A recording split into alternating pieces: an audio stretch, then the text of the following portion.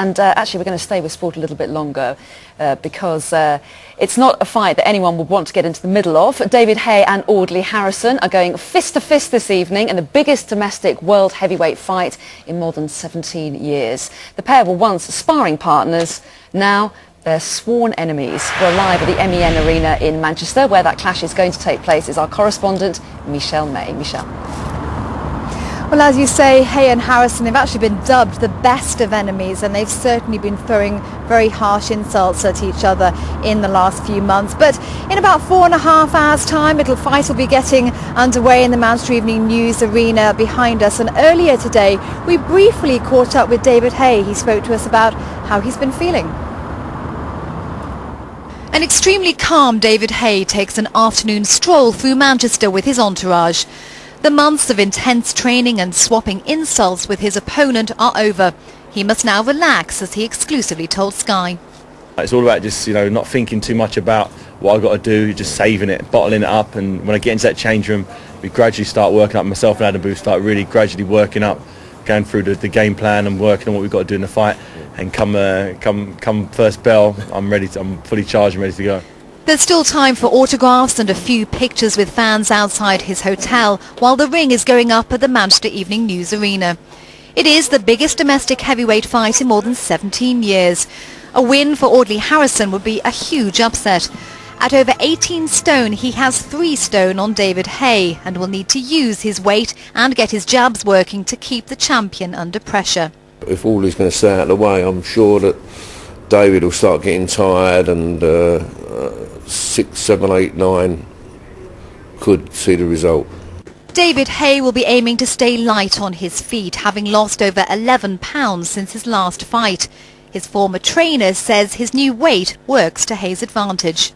He's got to move his feet with Audley, Audley's a big lump, big southpaw. David's got to move his feet, give space, look for his opening shots. He can't really get involved with holding Audley up for a couple of rounds. He's a big man and it would tire him down. He's got speed, David. It's nothing David Haye hasn't done before, bringing down the 7'3" Nikolai Valuev to win his title. But today he's focused on one thing, his rather unusual pre-fight ritual. The room's an absolute tip at the moment. I purposely make it messy, so in a few hours I'll go through that and tidy up my room. That's the little ritual I always do.